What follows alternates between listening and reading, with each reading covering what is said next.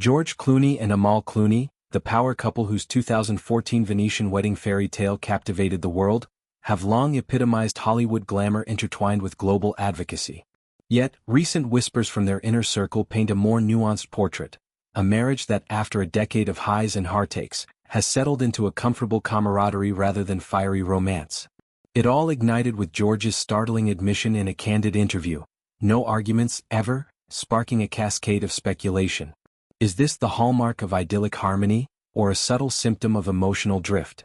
Insiders, speaking to outlets attuned to celebrity whispers, suggest the latter, revealing a dynamic that feels less like star-crossed lovers and more like cherished old friends navigating life's complexities side by side.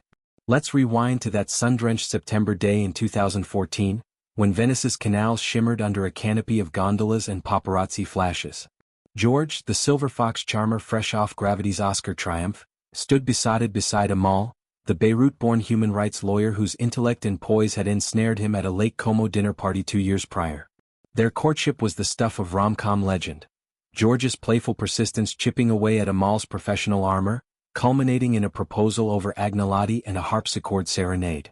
Vows exchanged in a 16th-century villa, guests like Cindy Crawford and Bill Clinton toasting to a union that blended Tinseltown sparkle with UN corridors.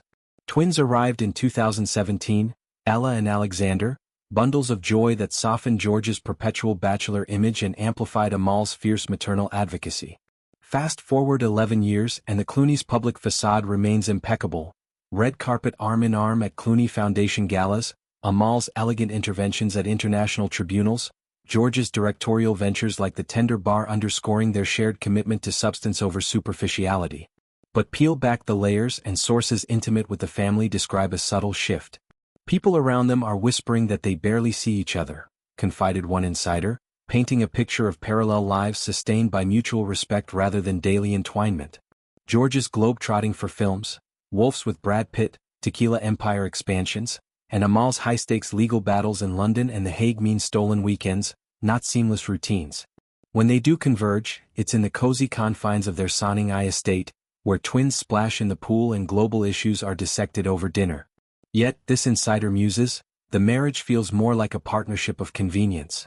Some think there's no passion left, and that they act like close pals when they are together, and not a long-time married couple.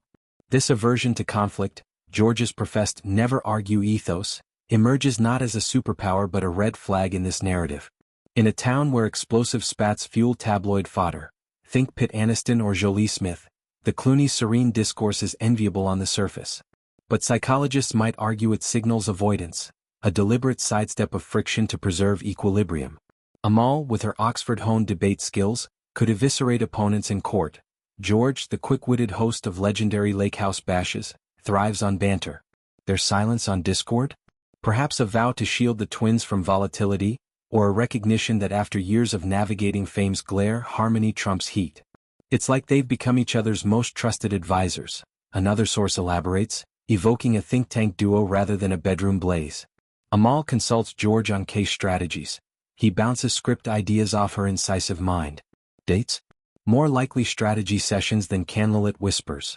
Delve deeper into their individual orbits, and the friendship thesis gains traction. George's post-Ocean's era has pivoted to legacy building. The Clooney Foundation for Justice, leveraging Nespresso proceeds for Darfur refugees, satirical stabs like suburb icon critiquing American underbelly. Amal, meanwhile, has ascended as a beacon for women's rights, from Yazidi genocide prosecutions to Oxford Union triumphs. Their intersection?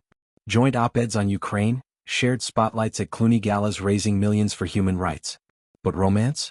Sources hint at faded sparks, attributing it to time's inexorable toll, parenthood's sleep-deprived grind, career juggernauts pulling in opposite directions.